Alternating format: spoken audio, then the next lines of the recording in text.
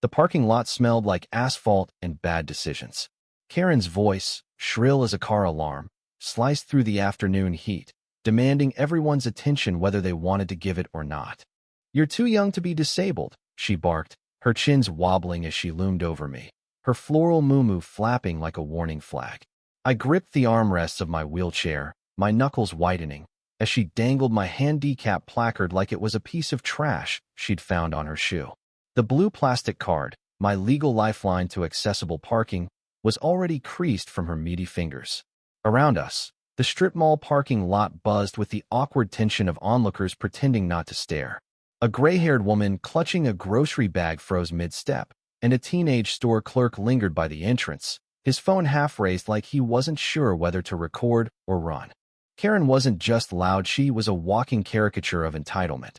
Her face, flushed red from her own indignation, twisted into a sneer as she sized me up. At 24, I didn't fit her mental image of disabled. My condition, a spinal injury from a car accident 3 years prior, wasn't something I wore like a badge. But to Karen, my youth was proof I was faking it, scamming the system, stealing her precious parking spot. Never mind that she'd parked her oversized SUV across 2 spaces, one of them clearly marked with the blue wheelchair symbol. "You kids think you can game the system," she spat, her voice dripping with venom. "I've seen people like you, pretending to be sick for benefits. This placard? It's a lie." Before I could respond, she tore the placard in half with a dramatic flourish, the plastic snapping like a gunshot. The pieces fluttered to the ground, landing near her scuffed flip-flops. My stomach lurched. That placard wasn't just a piece of plastic, it was my independence, my ability to navigate a world not built for me. "Lady, that's illegal," I said, my voice steady despite the rage bubbling inside. "You just destroyed government-issued property." I kept my eyes locked on hers, refusing to let her see me flinch. My hands trembled, but I wasn't about to give her the satisfaction of breaking me. Karen laughed, a harsh, guttural sound that made the elderly woman nearby wince. "Illegal? Please. I'm doing this community a favor. People like you don't deserve special treatment." She crossed her arms, her purse swinging like a pendulum. "Go park somewhere else, or better yet, walk. You look fine to me." The clerk, barely 17, finally stepped forward, his voice shaky but firm. "Ma'am, you can't just do that. That's, like, a federal thing." He glanced at me, his eyes wide with second-hand embarrassment. Karen rounded on him, her finger jabbing the air like a weapon. "Mind your own business, kid. I'm not talking to you," she snapped. The elderly woman, who'd been silent until now, clutched her bag tighter and muttered something about calling the police. Karen ignored her, too busy reveling in her self-righteous crusade. I took a deep breath, forcing myself to stay calm. I'd met people like Karen before, people who thought disability had an age limit or a specific look. But this was different. This wasn't just ignorance, it was destruction. That placard had taken months to get approved, a bureaucratic nightmare of doctors' notes and DMV visits. And now, because of her, I'd have to start over. "Karen," I said, reading the name embroidered on her purse, "you're going to regret this." I pulled out my phone, my fingers steady as I started recording. Her eyes narrowed, but she didn't back down. If anything, the sight of the camera made her double down. "Go ahead, film me. I'm not afraid of you or your fake disability," she shouted, stepping closer. Her shadow fell over me, and for a moment, I felt small, not because of my chair, but because of her sheer audacity. The clerk backed away, fumbling for his own phone, probably calling his manager. The elderly woman was already dialing 911, her voice low but urgent. The tension in the parking lot was palpable, like the air before a storm. Karen's tirade continued, a litany of accusations about lazy millennials and welfare cheats. I let her talk, my phone capturing every word. Each syllable was another nail in her coffin, though she didn't know it yet. The Americans with Disabilities Act, ADA, doesn't take kindly to people who interfere with accessibility accommodations, and destroying a handicap placard? That's a federal offense. Minutes later, the wail of sirens cut through her rant. A police cruiser pulled into the lot, and 2 officers stepped out, their faces unreadable. Karen's bravado faltered for a split second, but she quickly recovered, puffing out her chest. "Officers, thank God you're here. This kid's faking a disability to steal parking spots.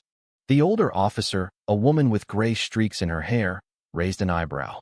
Ma'am, step back, she said, her tone clipped. She knelt beside me, her eyes softening. You okay, son? I nodded, holding up my phone. I've got it all recorded. She tore up my handicap placard. I pointed to the shredded pieces on the ground, now dusted with dirt from passing cars. The officer's jaw tightened as she picked up the fragments, examining them like evidence at a crime scene. The younger officer, a lanky guy with a buzz cut, turned to Karen. Ma'am, do you understand that destroying a handicap placard is a violation of federal law under the ADA? His voice was calm, but there was an edge to it, like he was giving her a chance to backpedal. She didn't take it. That's ridiculous. Karen exploded. He's not disabled. Look at him. He's young, he's healthy. I was protecting the real disabled people. The elderly woman, who'd stayed quiet until now, finally spoke up. I saw the whole thing, she said, her voice trembling but clear. She ripped it up and called him names. It was awful. The clerk nodded, holding up his own phone. I got some of it too. Karen's face went from red to purple, her mouth opening and closing like a fish out of water. This is outrageous. You're all ganging up on me, she screeched, but the officers weren't having it. The older one pulled out a notepad, jotting down details, while the younger one read Karen her rights.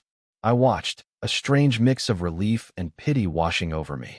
She'd brought this on herself, but part of me wondered what kind of life led someone to this level of cruelty.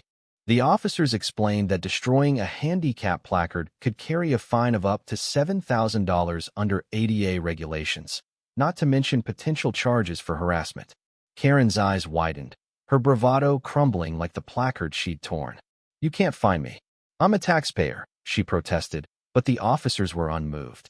They handed her a citation, the paper trembling in her hands as she realized the weight of her actions. As they escorted her to her SUV to run her information, I wheeled over to the elderly woman, who was still clutching her groceries. Thank you, I said quietly. You didn't have to speak up. She smiled, her eyes crinkling. I've got a grandson in a chair. I know how hard it is. The clerk, still hovering nearby, gave me a sheepish nod. Sorry I didn't do more, he said. I shook my head. You did enough. Karen's SUV was towed an hour later, parked illegally. After all, the officers told me they'd follow up about the placard, and I'd likely get a replacement without too much hassle, thanks to the video evidence. As the lot cleared out, I sat there for a moment, the weight of the day settling over me. Karen's outburst wasn't just about a parking spot. It was about her need to control, to judge, to feel superior. But in the end, her actions had consequences, and the law didn't care about her excuses. I thought about the placard, now just scraps of plastic, and what it represented. It wasn't just access to a parking space, it was a reminder that people like me belong in the world, too, no matter what someone like Karen thinks.